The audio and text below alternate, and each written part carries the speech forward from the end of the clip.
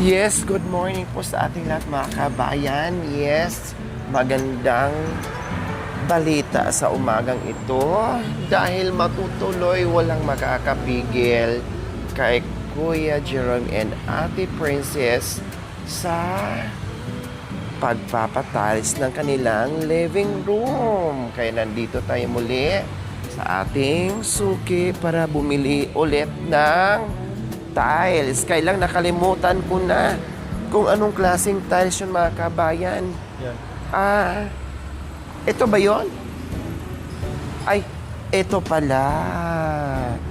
Ito pala yung mga kabayan. Tama ba? Ito ba yon? Ito ba yung kinuha ko last time? Ay, Ba yan? si Kuya. Wala si Kuya Payat? Yan ata yan eh. Naku, ang dami kong resibo, Kuya. Magkalkal ako ngayon. Ay, ito pala, Kuya. Tingnan niyo po yung resibo. Ito ba? Siguro. Ay, ano yan? Ay. Teka, Kuya, magkalkal tayo. Nagkulang po kayo, ma'am.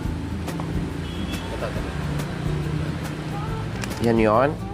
Ang bilis ng mata ni Kuya, ah. Ito, ma'am. Ha? Tama. Okay, sige.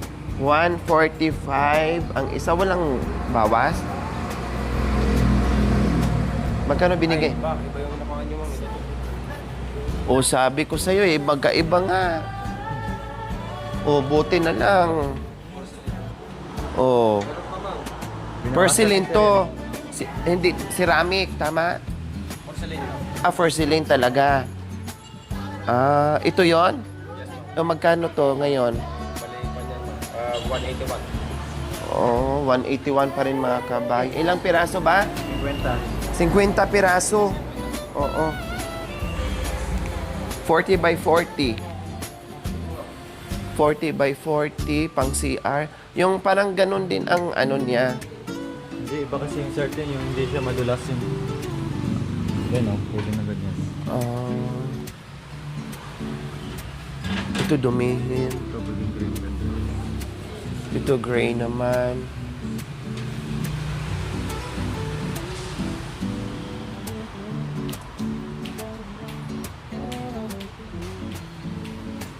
Mura lang pala yung mga tiles, no? Ayan, oh. Anong klase ito, sir? Ang ceramic yan, sir. Ceramic yan. Ito ceramic din, oh. Lahat to, ceramic. Ito, kasing kulay lang doon sa kanila. Kailang madulas. Kailang madulas. Madulas. Ay, medyo elegant din yung ito. O sige, ito na lang, oh. Ito na lang, kuya. 15 pieces. Meron ka itang stocks? 15 pieces. 40 by 40. 15 pieces. Then, yung grout. Ay, wala na pala, no? Marami pa dun. Hindi na pala kailangan. Yung pang ano, pang lababo mo. Yung, chinik mo na kung mayroon? Meron. Meron. Then, yung panglababo natin, ano, mayroong sinabi si 30 Kuya. by 60. Ito, 30 by 60.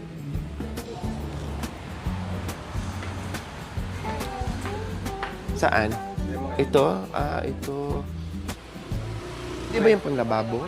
saan po? Yung kaninang in-order namin ng 50? Ako, hindi po, mas maganda po yung porcelain. Kasi pag nagsara tayo sa lababo mo, pag na pagsakan ng maluga, may posibilidad mo Mag-crack. Bali, 55 na ganun, Gawin mo na additional 5 pieces. Tapos tatlong ano, yung may figure na design, yung 30 by 60. Tapos tile stream. Tile stream. Na tatlo na gold na lang, no? Okay. Tingnan natin saan ba, Kuya?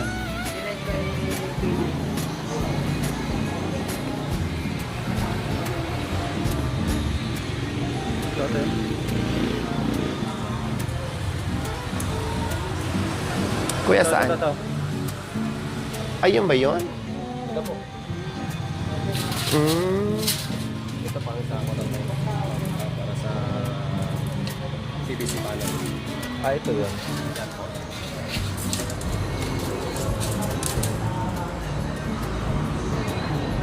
silver? Hindi, yung gold na lang.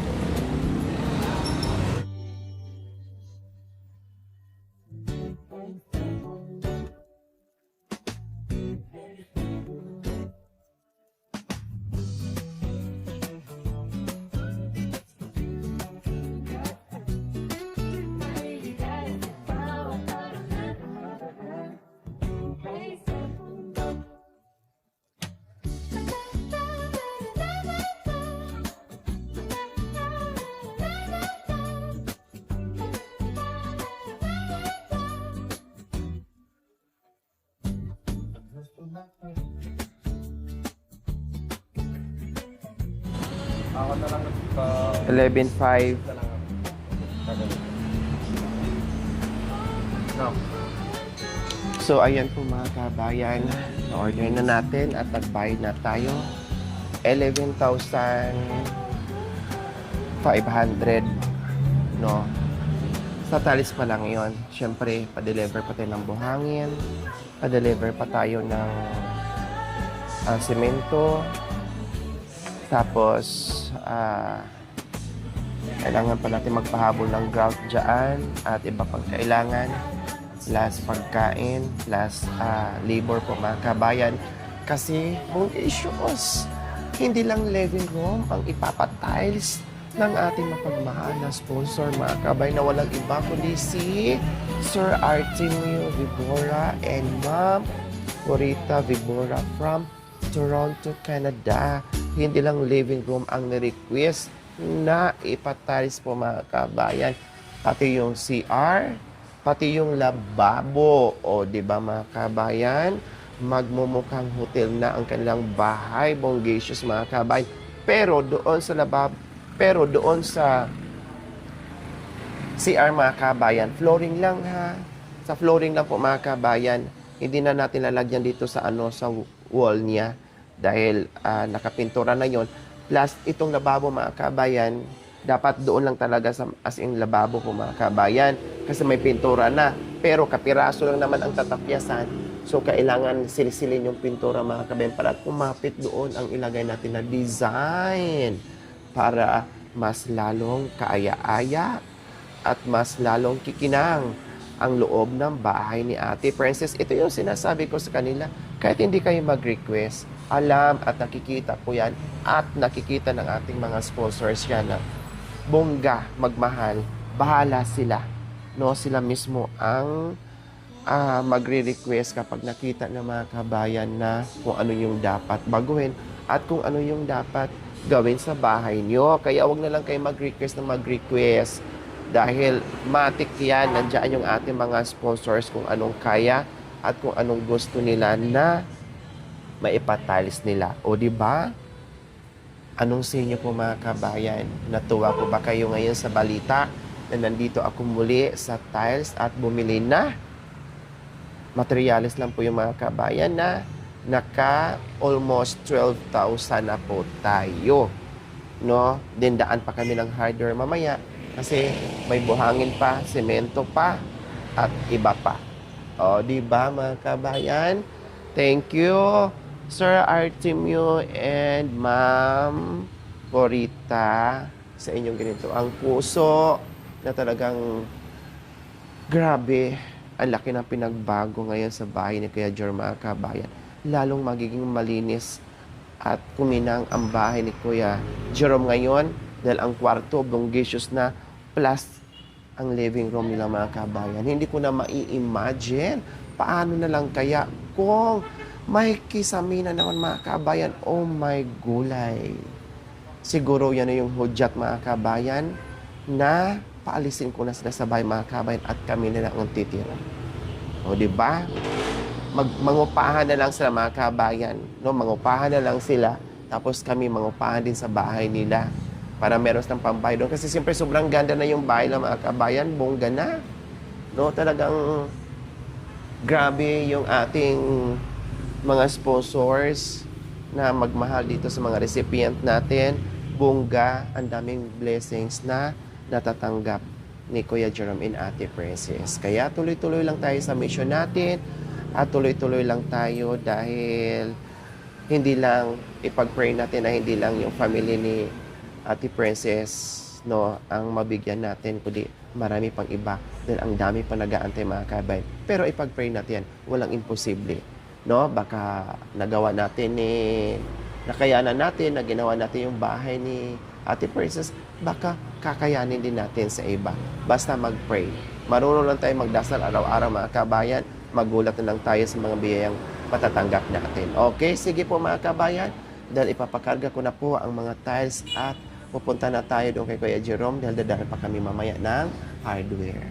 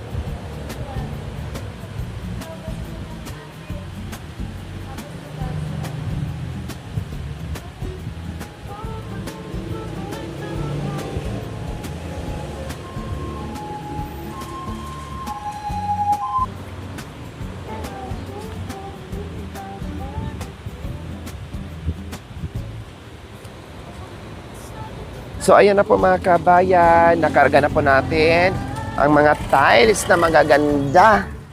Ay, Diyos ko, thank you Lord. So ayan po mga kabayan, dalawang tricycle ang ating sinakyan ngayon dahil ang maliit natin ay pinaayos muna. Tapos yung malaki naman natin, pick up natin nasa kasa ngayon. Dahil pinaayos din yung bumper. Nung binunggo tayo,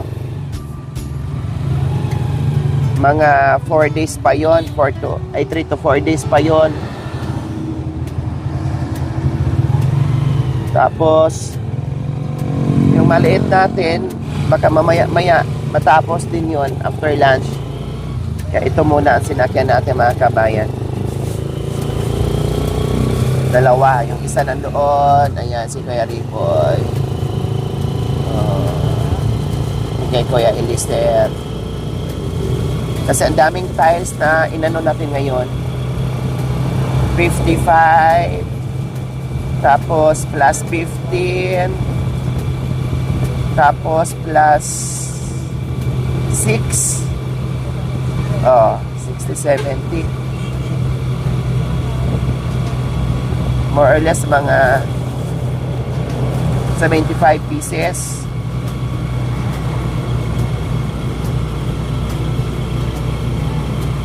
Ang dami, mabigat, kaya dalawa hindi kakayanin, plus kami pa ni ni Makoy. Di ba? Pa-feeder pa ngayon. Para matayog ang lipad. Diba? Ang ganda. Tapos ito naman sa CR nila. Ayan. Yung gagawa po mga kabayan, nag-update si Kuya Aris. Nag-update kung naka-order tayo ng materyales. Sabi ko, yes. Kasi kung meron daw, gagawa na daw sila kaagad. Sabi ko, sige. Kasi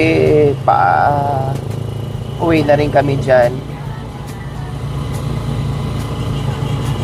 Nabili na namin, antay na lang namin yung buhangin kasi syempre ang buhangin pumakit, hindi naman pwedeng agad-agad.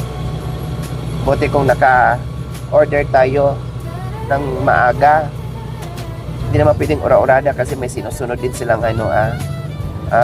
naka-schedule na mga naunang nag-order. After lunch pa daw, okay lang after lunch. Dahil kung gagawa sila, ay maka-half day sila. Kasi isisingit ako ni Kuya Aris, mga kabayan. Meron siyang tanggap. May ginagawa siya. Pero nag-usap kami kahapon. Ay pwede naman niyang isingit. Kasi sa ginagawa niya, mga kabayan, medyo matatagalan siya kasi buong bahay. Malaki siguro yung bahay. Ito sa kanila kapiranggot lang naman. Kaya isisingit niya. Saka pagtulungan naman nila, kayang-kaya po na mga kabayan. Pagtulungan naman nila ng bongga. Thank you for watching. Don't forget to like, share, and subscribe.